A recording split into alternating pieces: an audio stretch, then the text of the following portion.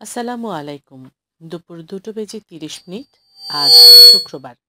বাংলাদেশ বেতার কক্সবাজার স্থানীয় খবরে স্বাগত জানাচ্ছি।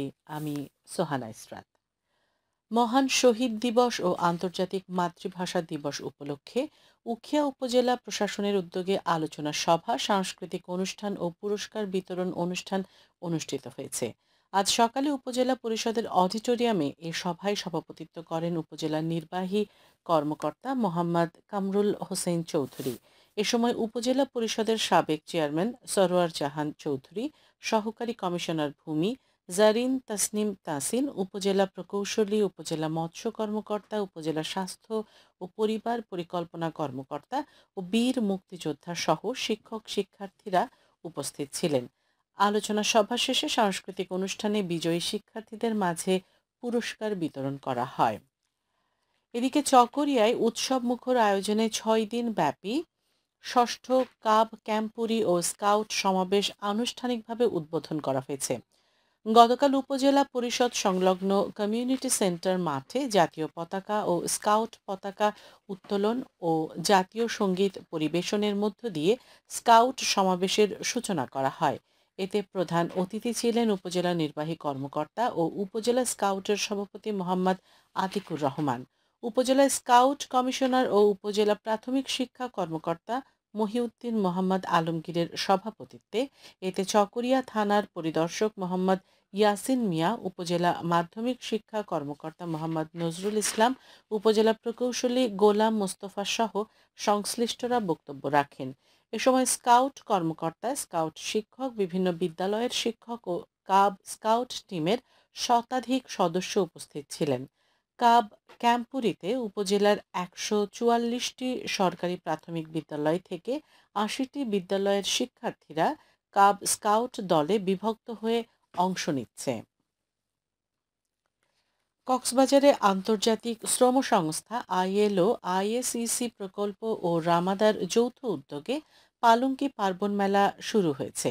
গতকাল দুপুরে কলাতলীর রামাদা হোটেলের সম্মেলন কক্ষে অনুষ্ঠিত এই মেলায় নারী উদ্যোক্তাদের ১৫টি স্টল সহ ১৭টি স্থানীয় উদ্যোগের অনন্য খাবার, পিঠা, হাতে তৈরি উপহার সামগ্রী প্রদর্শনী এবং সাংস্কৃতিক অনুষ্ঠানের আয়োজন করা হয়।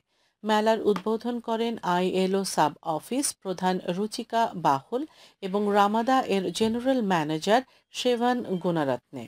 এ সময় Cox's Bazar women chamber of commerce and ইন্ডাস্ট্রির সভাপতি জাহানারা ইসলাম সহ পর্যটন ও নারী উদ্যোক্তারা উপস্থিত ছিলেন। এতে বক্তারা স্থানীয় ব্যবসা, লিঙ্গভিত্তিক অন্তর্ভুক্তি এবং টেকসই পর্যটন উন্নয়নের গুরুত্ব তুলে ধরেন। এ মেলা স্থানীয় ব্যবসাগুলোর বাজার প্রবেশাধিকারের সুযোগ বাড়াতে সহায়তা সহ নারীদের অর্থনৈতিক ক্ষমতায়ন এবং টেকসই পর্যটন উন্নয়নের লক্ষ্যকে বাস্তবায়িত করবে বলে জানান আয়োজকরা। আজ দুপুর ১২টা থেকে রাত ৯টা পর্যন্ত মেলা সবার জন্য উন্মুক্ত থাকবে। মহেশখালী মডেল হাই স্কুলের ৩ দিন ব্যাপী বার্ষিক ক্রীড়া, সাহিত্য, সাংস্কৃতিক প্রতিযোগিতা ও পুরস্কার বিতরণ অনুষ্ঠান গতকাল শেষ হয়েছে। এতে প্রধান অতিথি ছিলেন উপজেলা নির্বাহী কর্মকর্তা মোহাম্মদ হেদায়েতুল্লাহ। অনুষ্ঠানে প্রতিযোগিতার বিভিন্ন ইভেন্টে বিজয়ীদের মাঝে পুরস্কার বিতরণ করা হয়। বিদ্যালয়ের প্রধান শিক্ষক গিয়াসউদ্দিন কাদেরের সভাপতিত্বে এতে উপজেলা সহকারী কমিশনার ভূমি দীপক ত্রিপুরা, উপজেলা মাধ্যমিক শিক্ষা কর্মকর্তা জাহিদুর রহমান, উপজেলা একাডেমিক সুপারভাইজার মোহাম্মদ ফজলুল করিম বক্তব্য রাখেন।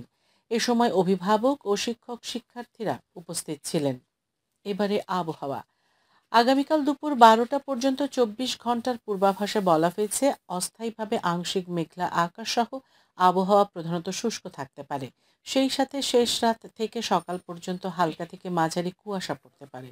কক্সবাজার সমুদ্র বন্দরের জন্য কোনো সংকেত নেই। আগামী ২৪ ঘন্টায় দিন ও রাতের তাপমাত্রা সামান্য বৃদ্ধি পেতে পারে।